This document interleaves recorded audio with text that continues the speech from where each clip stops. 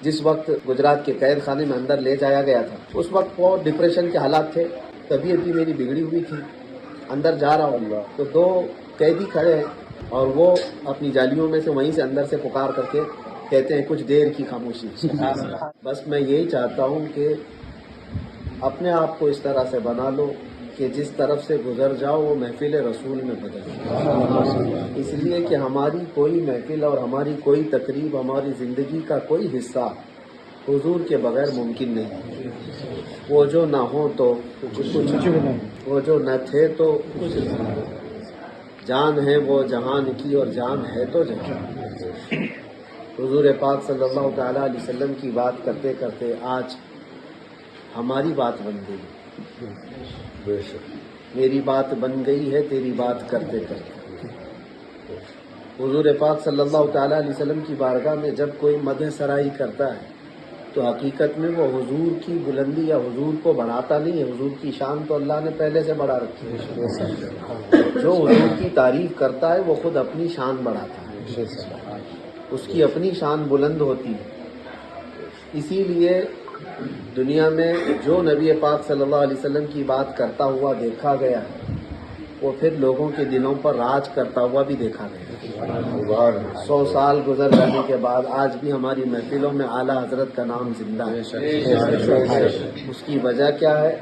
اعلیٰ حضرت کی فتاوی رضویہ، اعلیٰ حضرت کے کتابیں، ان کے رسائل کسی نے آپ کو پڑھنے کو ملا بھی نہیں، اور ان کی کتابیں پڑھ بھی نہیں پائیں گے آج کے علماء۔ تو عوام علماء کی بھی بات ہے، ان کا علم اپنی جگہ پر، لیکن آج تک وہ جو دلوں پر راج کرتے ہیں وہ اپنے علوم اور اپنے فنون کی وجہ سے نہیں، وہ عشق رسول کی وجہ سے۔ حضور صلی اللہ تعالی علیہ وسلم سے کمال درجے کی محبت تھی، کمال درجے کا عشق تھا، جس کی وجہ سے اللہ کریم کا ایک دستور ہے جو اس کے نبی کا ہو جاتا ہے پھر اس کو اللہ مرنے بھی نہیں دیتا، اس کے نام کو پھر اللہ تبارک و تعالیٰ مرنے نہیں دیتا۔ آج بلغ العلا بکمالہ کشف الدجی بجمالہ حسنت جمیع خصالہ صلوا علیہ وآلہ، یہ حضور کی تعریف میں بولے ہوئے جملے ہیں۔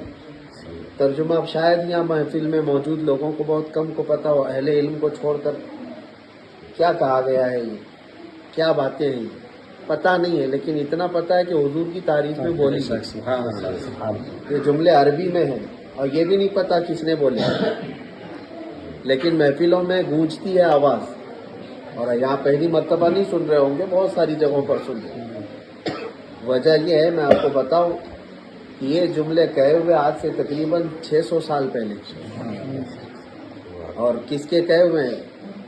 یہ سعدی شیرازی رحمۃ اللہ تعالیٰ، فارسی کے بڑے مشہور شاعر، لیکن لکھا ہے عربی میں، اور وہ ایسے مقبول ہوئے کہ اللہ تبارک و تعالیٰ نے آج تک ان اشعار کو، ان کلمات کو مرنے نہیں دیا۔ یہ میں نے زندہ کرشمہ جس کو کہیں آپ، یا حضور پاک کا معجزہ، اللہ تبارک و تعالیٰ کا ایک دستور میں نے دیکھا کہ وہ اپنے نبی کی بات کرنے والے کو بھی اور اس کے جملوں کو بھی مرنے نہیں دیتا، ختم ہونے نہیں دیتا۔ میں جس وقت گجرات کے قید خانے میں اندر لے جایا گیا تھا اس وقت بہت ڈپریشن کے حالات تھے، اور طبیعت بھی میری بگڑی ہوئی تھی۔ اندر جا رہا ہوں تو اپنا جھولا اٹھائے ہوئے اپنے بیرک کے پاس جا رہے ہیں تو دو قیدی کھڑے ہیں، اور وہ اپنی جالیوں میں سے وہیں سے اندر سے پکار کر کے کہتے ہیں کچھ دیر کی خاموشی۔ اچانک میرا دماغ ٹھٹکا، میں بولا یہاں کون ہے یہ؟ باہر تو مشہور ہے ہی ہے، بچہ جانتا ہے، یہاں اندر کون ہے؟ تو چہرہ اٹھا کر کے دیکھا تو پھر وہ شعر پڑھنے لگے مجھے دیکھ کر، تو جتنی تھکان تھی سب اتر گئی۔ پھر میں وہی بات کہتا ہوں، حضور کی محبت میں کہیں بھی بات کو اللہ پوری دنیا میں پھیلاتا ہے اور لوگوں میں اس کو زندہ رکھتا ہے۔ وہ جملہ کیا تھا، کلمہ کیا تھا، اس سے غرض نہیں ہے، لیکن بولا کس کے لیے تھا؟ حضور پاک صلی اللہ تعالیٰ علیہ وسلم کے لیے کی ہوئی بات کو اللہ تعالیٰ وہ مرنے نہیں دیتا، ختم ہونے نہیں دیتا۔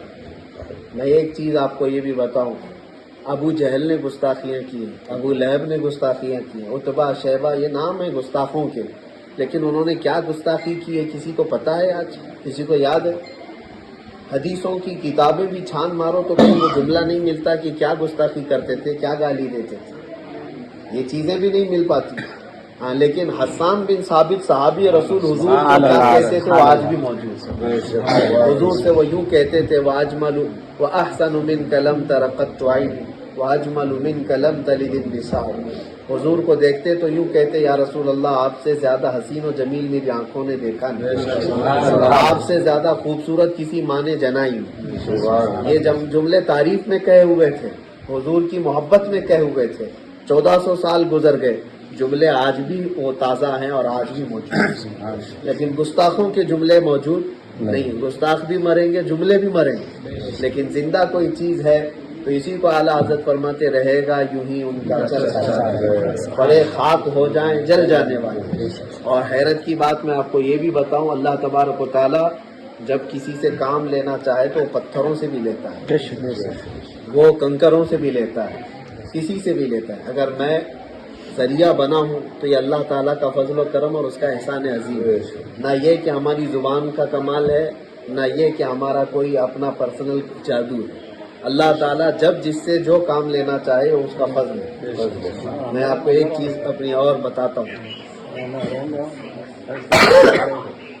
یہ بیان کرنے کے لیے تو میں نہیں آیا تھا، مجھے حاجی صاحب نے کہا تھا کہ مخصوص آپ کی دعوت ہے، یہاں تو میلہ لگا ہوا ہے اور پھر یہ تو روز کی عادت ہو گئی ہے. اب میں نے جینا سیکھ لیا کہ اب بغیر میلے کے جی بھی نہیں سکتے، کیونکہ جس کی بات کر رہے ہیں حضور پاک صلی اللہ تعالیٰ علیہ وسلم کی. ایک بزرگ نے فرمایا تھا کہ پھر وہ آدمی جو حضور کی محبت میں بات کرے اور اپنے آپ کو 70 پردوں میں چھپا کر رکھنا چاہے تب بھی اللہ اس کو ظاہر کرتا ہے.